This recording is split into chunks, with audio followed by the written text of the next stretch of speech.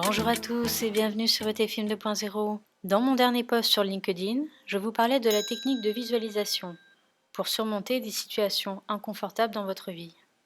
Aujourd'hui, on va aller un peu plus loin avec ce livre que je viens de terminer qui s'intitule La détermination, comment persévérer quand tu es prêt à renoncer de Martin Meadows.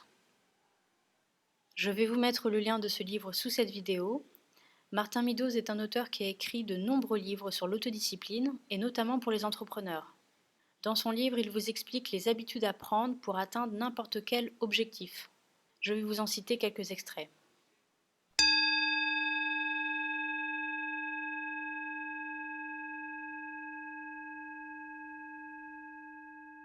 Stratégie pour atteindre ses objectifs. Comment développer la résilience psychologique? La résilience psychologique est la capacité à s'adapter au stress et à l'adversité. Quelles sont les meilleures techniques pour devenir plus résilient? L'aptitude la plus importante pour développer la résilience, c'est d'apprendre à transformer tes combats en quelque chose de positif. La technique principale pour cela est le recadrage. Le recadrage est une façon de transformer l'expérience et les concepts négatifs en expériences et concepts plus positifs. Au lieu de penser tes problèmes comme quelque chose qui t'empêche de réaliser ton objectif, tu peux les transformer en opportunités pour grandir. Si tu luttes pour continuer, tu peux intégrer ce combat à une histoire incroyable que tu raconteras lorsque tu auras atteint ton objectif. Tu peux combiner cette technique à la visualisation. Imagine le jour où tu atteindras ton objectif et rappelle-toi de tous tes combats et les obstacles que tu as dû surmonter. Lorsque tu reviendras à l'instant présent, tu verras tes problèmes d'un point de vue nouveau et plus stimulant, ce qui développera ta résilience. Embrasser le changement. La souplesse est un des aspects les plus importants de la résilience.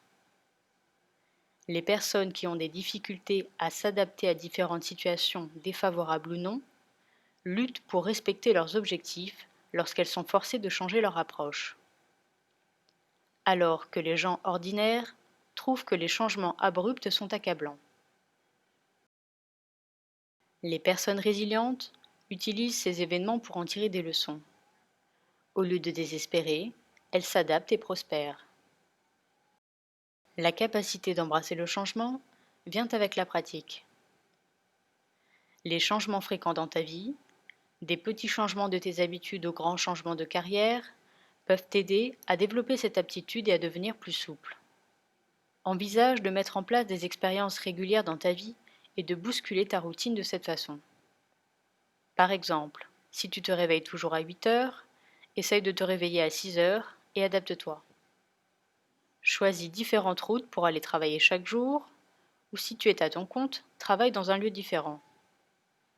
Voyager vers des pays étrangers, surtout en mode sac à dos, exit le bronzage à la piscine, est un autre moyen puissant de s'adapter au changement.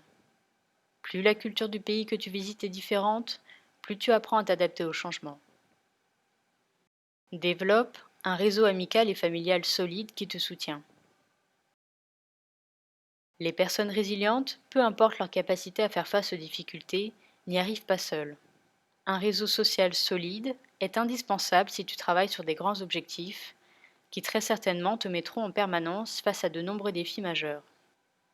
Savoir que tu peux toujours compter sur ton cercle d'amis et les membres de ta famille t'aidera à rester calme lors d'événements stressants. Sois optimiste. L'optimisme et la résilience vont de pair. Les personnes résilientes sont capables de voir les points positifs, même dans les circonstances les plus tragiques. Développe tes aptitudes à résoudre les problèmes. Savoir que tu es capable de gérer les problèmes les plus complexes que tu puisses rencontrer dans ta vie fera de toi une personne plus résiliente. Écris une liste pour t'aider à résoudre tes problèmes, que tu pourras utiliser chaque fois que nécessaire. Plus tu exerceras ton intelligence, plus tu deviendras compétent pour résoudre les problèmes. Certaines personnes abandonnent parce qu'elles ne constatent aucun progrès. Il est facile de négliger de petits progrès, surtout lorsque tu travailles sur un grand objectif. Pour éviter de commettre une telle erreur, Quantifie tes progrès autant que possible. Enregistre tes aptitudes et ta performance. Par exemple, si tu apprends une nouvelle langue, tu peux périodiquement effectuer des tests en ligne pour évaluer tes compétences. Laisser le passé te définir. Les échecs passés ne devraient pas affecter ce que tu fais maintenant, mais beaucoup d'entre nous ont tendance à les ressasser. Cette pensée négative peut affecter ta façon de penser lorsque tu te bats et te faire croire que tu vas répéter tes erreurs passées. Comment faire face à ce problème et échapper au cercle vicieux? Tu dois basculer ta concentration figée sur le passé, sur le présent, et considérer chaque objectif comme un nouveau départ. Voilà, c'est tout pour aujourd'hui. Merci d'avoir suivi cette vidéo. N'hésitez pas à m'indiquer dans les commentaires quelle est votre méthode au quotidien pour atteindre vos objectifs. Et je vous dis à très bientôt pour une prochaine vidéo.